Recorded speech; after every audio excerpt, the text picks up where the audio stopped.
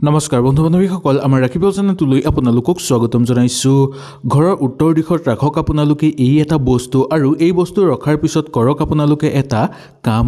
ইয়াৰ ফলত আপোনালোকৰ ঘৰৰ পৰা সকলো দুখ কষ্ট দূৰ হৈ পৰিব, পৰিয়ালত আনন্দ বৃদ্ধি পাব আৰু সকলোতকৈ আপোনালোকৰ অৰ্থ বৃদ্ধি পাবলৈ ধৰিব। সকলো দিশতে আপোনালোকে উন্নতি কৰিব পাৰিব আৰু সকলো ক্ষেত্ৰতে আপোনালোকে আগুৱাই যাব পাৰিব। এই বস্তুটো আপোনালোকৰ ঘৰৰ উত্তৰ দিশত ৰখাটো বহু দৰকাৰ। ইয়াৰ ফলত আপোনালোকৰ ঘৰত শুভ প্ৰভাৱ পৰিব। এনেও কিবা এটা বস্তু আপোনালোকে যদি উত্তৰ দিশত ৰাখে, তাৰ পৰা এটা সুকীয়া আপোনালোকে ফল লাভ কৰিবলৈ সক্ষম হ'ব। যদি ব্ৰহ্ম দিশত আপোনালোকে ৰাখিব পাৰে সেই বস্তু, তেনেহ'লে ইয়াতকৈও অধিক ফল আপোনালোকে লাভ কৰিবলৈ সক্ষম হ'ব। আহক তেনেহ'লে এই ভিডিঅ'টোৰ যোগেদি আমি জানি লওঁ কি বস্তু আমি ঘৰৰ উত্তৰ দিশত ৰাখিলে ভাল ফল লাভ কৰিব পাৰিম। ভিডিঅ'টো মনোযোগ সহকাৰে শেষলৈকে চাব, তেতিয়াহে আপোনালোকে সুন্দৰভাৱে বুজি পাব। আৰু যদি ভিডিঅ'টো ভাল লাগে, লাইক এটা কৰি আমাৰ মনোবল বঢ়াব আৰু আপোনালোকৰ বন্ধুবৰ্গৰ লগত শ্বেয়াৰ কৰি তেওঁলোককো উপকৃত কৰিব। আমাৰ ঘৰত থকা প্ৰত্যেকটো বস্তুৱেই শুভ বা অশুভ প্ৰভাৱ পেলায় আমাৰ জীৱনৰ ওপৰত। যদি এই বস্তুবোৰ আমি সঠিক জেগাত নাৰাখোঁ, তেনেহ'লে ই আমাৰ জীৱনৰ ওপৰত বেয়া প্ৰভাৱ পেলাব পাৰে, যাৰ ফলত আমাৰ জীৱনৰ পৰা সুখ শান্তি নোহোৱা হৈ পৰিব। কৰ্মক্ষেত্ৰতো আমি বিফলতাৰ সন্মুখীন হ'বলগীয়া হ'ব পাৰে বা আমাৰ মানসিক চাপ বৃদ্ধি পাবলৈ ধৰিব। কোনো কামত আমাৰ মন নবহিব।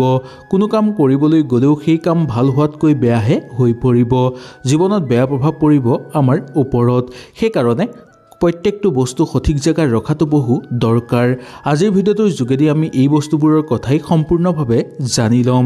এই বস্তুবোৰ যদি আপোনালোকে ঘৰত সঠিকভাৱে ৰাখে, তেনেহ'লে ইয়াৰ পৰা আপোনালোকৰ শুভ প্ৰভাৱ পৰিব।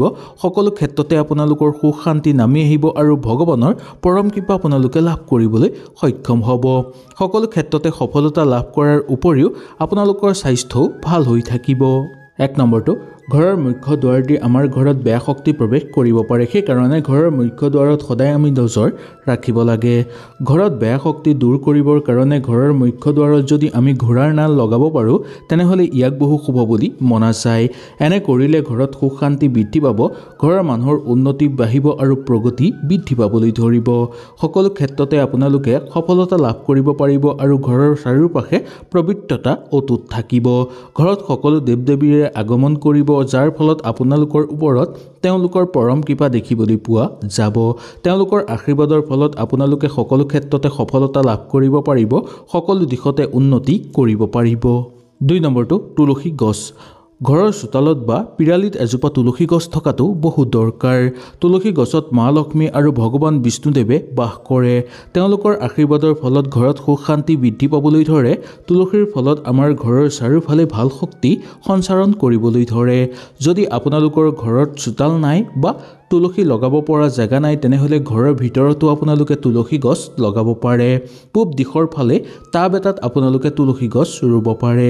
ইয়াৰ ফলত আপোনালোকৰ ঘৰত সুখ শান্তি বিৰাজ হ'ব আৰু মা লক্ষ্মী আৰু ভগৱান বিষ্ণুৰ পৰম কৃপা আপোনালোকে লাভ কৰিবলৈ সক্ষম হ'ব।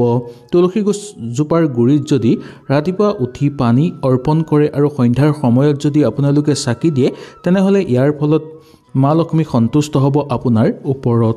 3 নম্বৰটো, ঘৰৰ উত্তৰ দিশত পিৰামিড বা ধাতুৰ কাছ ৰখাটো বহু শুভ বুলি মনা যায়।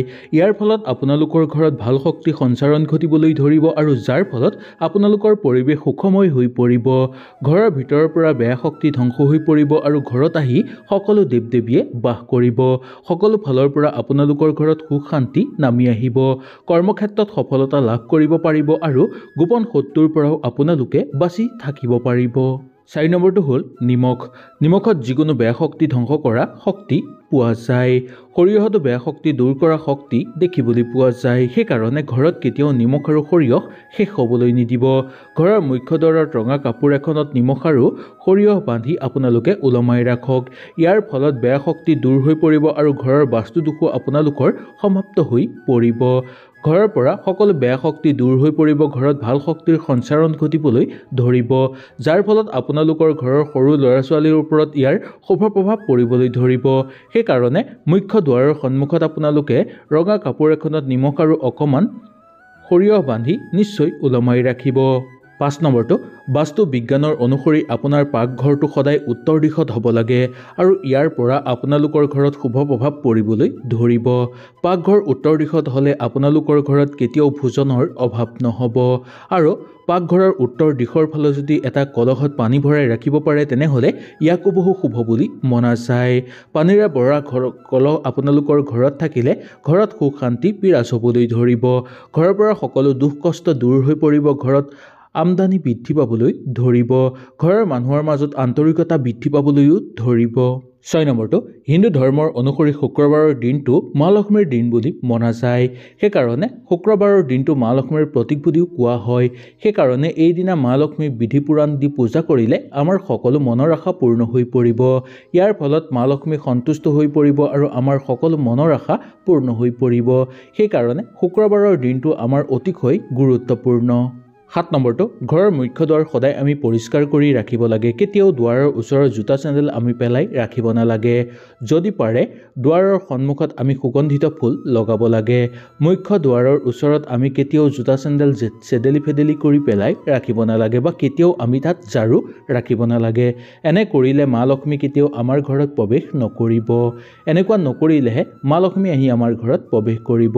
যি ঘৰৰ পৰিৱেশ সুন্দৰ হয়, যদি আপোনালোকৰ ঘৰত মা লক্ষ্মী আগমন হোৱাটো বিচাৰে তেনেহ'লে মুখ্য দুৱাৰ সদায় সুগন্ধিত কৰি ৰাখিব আৰু ঘৰৰ মুখ্য দুৱাৰৰ সন্মুখ ভাগটো সদায় পৰিষ্কাৰ কৰি ৰাখিব। হয়তো আপোনালোকে সুন্দৰভাৱে বুজি পালে। যদি কিবা অসুবিধা পালে নিশ্চয় মোক তলত কমেণ্ট কৰি জনাব।